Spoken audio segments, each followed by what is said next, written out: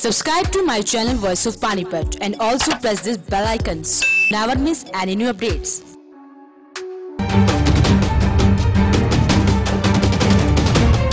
Bharatiya Janata party की जन कल्याणकारी नीतियों में आस्था दिखाते हुए रोहतक में प्रदेश के अनेक बड़े नेता कांग्रेस और इनेलो छोड़कर अपने समर्थकों सहित भाजपा में शामिल हो गए।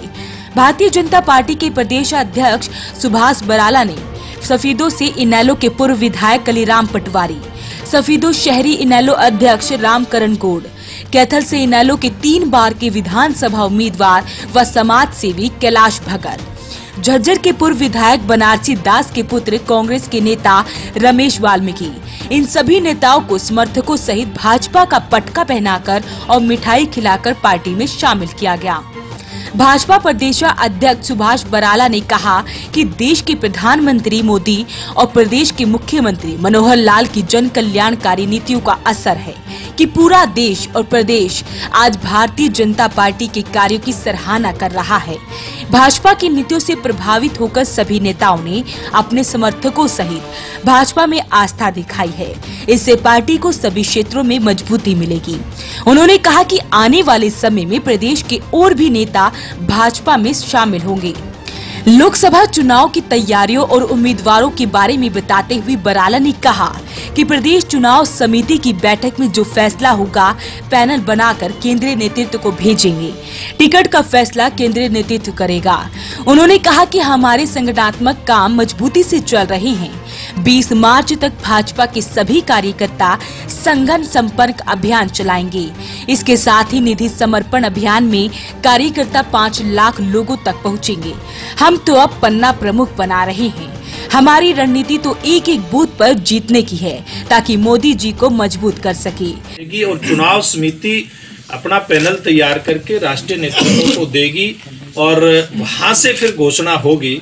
बहुत जल्दी आप लोगों के सामने कौन उम्मीदवार होगा ये सारी बात स्पष्ट हो जाएगी। तो हर लोकसभा से कोई पैनल तैयार किएगा कितने लोगों मैंने बताया कि जब चुनाव समिति बैठेगी, वैसे तो नामों की बहुत लंबी सूची हर लोकसभा क्षेत्र से हमारे पास आई हुई है, वहाँ के जिला अध्यक्ष हैं और अन्य माध्यमों से, लेकिन इसकी चर्चा अभी करना बहुत जल्दबाजी होगी। देखिए पैरासूट प्रत्याशी में इस बात को नहीं कहूँगा। पूर्व में भी इस प्रकार के नेता कार्यकर्ता भारतीय जनता पार्टी में आए जिन्होंने भारतीय जनता पार्टी की रीति नीति में विश्वास किया और आज वो पूरी तरह से भारतीय जनता पार्टी में रम करके काम कर रहे हैं।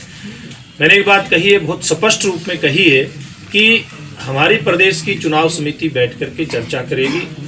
हमारे संगठनात्मक प्रभारी डॉक्टर अनिल जैन जी, लोकसभा के प्रभारी कलराज मिश्र जी और सह प्रभारी विश्वास सारंग जी, ये सब केंद्र के प्रतिनिधि भी इसमें साथ बैठेंगे और फिर जो भी पैनल होगा वो केंद्रीय नेतृत्व को भेजा जाएगा। उसमें से ही बात ठीक है कि कुछ ऐसी सीटें हैं, जैसे 2 सीटों पे तो हमने वहाँ पे चुनाव लड़ा ही नहीं था, इसलिए वहाँ तो उम्मीदवार निश्चित रूप से आना ही है। और 2 ऐसी सीटें हैं जहाँ संभावना एक की तो स्पष्ट ही है कि कुरुक्षेत्र की नया आएगा ही। अब उनकी स्थिति शारीरिक कैसी है उसके हिसाब से करनाल का भी पार्टी विचार करेगी ही, लेकिन फैसला आखिरी हमारे केंद्रीय कांग्रेस के नेता नवीन जिंदल और कुलदीप बिश्नोई के भाजपा में शामिल होने के सवाल पर बराला ने विराम लगाते हुए कहा कि ये सिर्फ अफवाह है। ऐसी कोई चर्चा नहीं है। ऐसी चर्चाएं राजनीतिक मंशा से कोई न कोई लोग, अब कौन इसके पीछे है तो धीरे धीरे स्पष्ट हो जाएगा। भारतीय जनता पार्टी में अगर किसी के आने की बात होती है तो आज जैसे बिल्कुल खुले रूप में हमारे बहुत मजबूत नेता अलग अलग क्षेत्रों के भारतीय जनता पार्टी में आए हैं, इस प्रकार से आएंगे। ऐसी कोई संभावना जिन 2 नेताओं का नाम लिया है आज के दिन कहीं दूर दूर तक दिखाई नहीं देती है। एक अध्यक्ष जी जिस तरह से घोषित होते हैं तो इसका नुकसान नहीं होगा, क्योंकि कांग्रेस ने तो प्रचार प्रसार शुरू कर दिया। देखिए हमारा तो मैंने बताया कि बूथ की सारी समितियां हमारी बन चुकी है। हम तो आगे पन्ना प्रमुख बनाने के काम पे लगे हुए हैं। इसलिए भारतीय जनता पार्टी का काम तो संगठनात्मक रूप में बहुत नीचे तक मजबूती के साथ हमारा चल रहा है। हमें कौन किस प्रकार से प्रचार करता है इस बात की हमें चिंता नहीं। भारतीय जनता पार्टी का अपना एक तरीका है काम करने का।